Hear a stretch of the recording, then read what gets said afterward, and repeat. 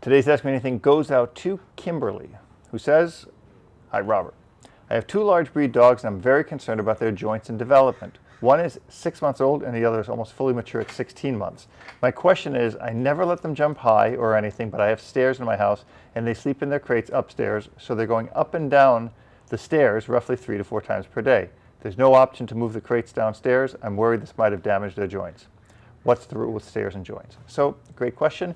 The issue with joints is impact, right? It's not as much going up and down stairs, it's more the way they're landing and jumping onto their joints. So in other words, if the dog was jumping off of a chair or a table or a couch or something like that over and over and over again, that's where you're going to have the problems. Now, walking downstairs puts a little bit more pressure on obviously their shoulders in the front than it does their rears, but it's not as much, it's not really, that's not something I would worry about, is what I'm trying to say.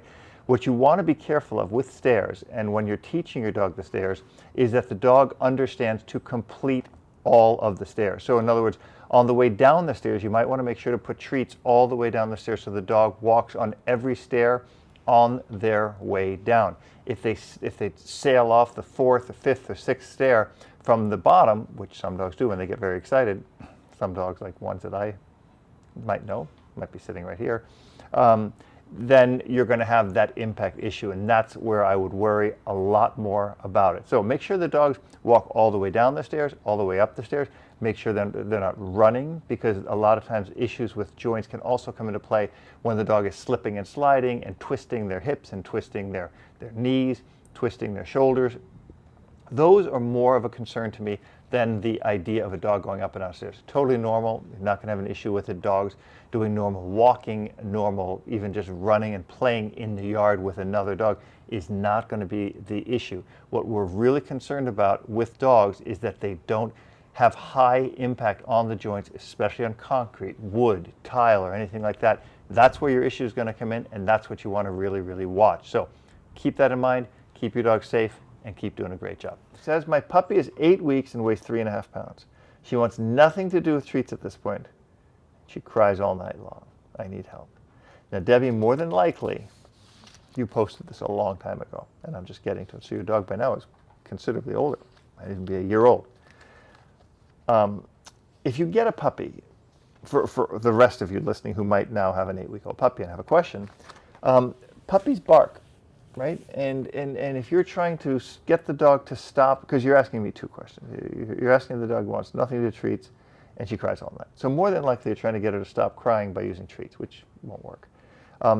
Babies cry all night long, and puppies cry all night long. That's just the way it is. That's the rule of nature. That's the way God intended it to work. I don't know why. Maybe it's so that people don't get any sleep after they have puppies and babies. But the treats, what I would do, real simple fix, is just use the dog's kibble for the treats. And if the dog later doesn't like treats, then withhold a little bit of food. Make sure the dog's good and hungry, and the dog will love the treats. I promise you, the dog will love, love, love the treats. That's what I would do. But the crying all night, I can't help you with, because that's just what puppies do. Our 3-month-old German Shepherd is so lazy. It's hard to get him to do anything, even with food. He always just wants to flop on the floor and stay in the down position. Well, CO, I would probably get the dog checked out by a veterinarian, because for a 3-month-old puppy to be so lazy and not do anything and not want food, there might be something wrong with that dog. That would just be my knee-jerk reaction to the dog.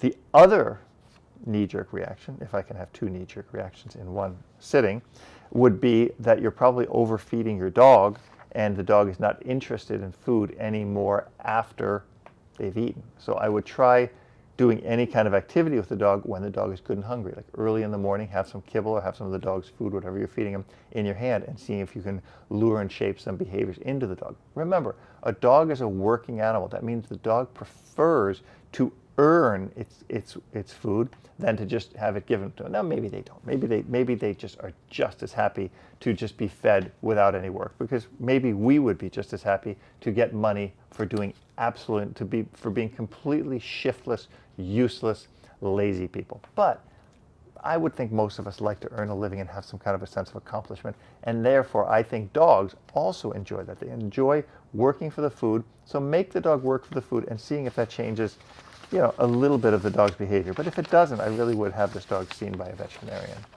Just a quick question. We have a 6-month-old golden retriever and wanted to get a kitten.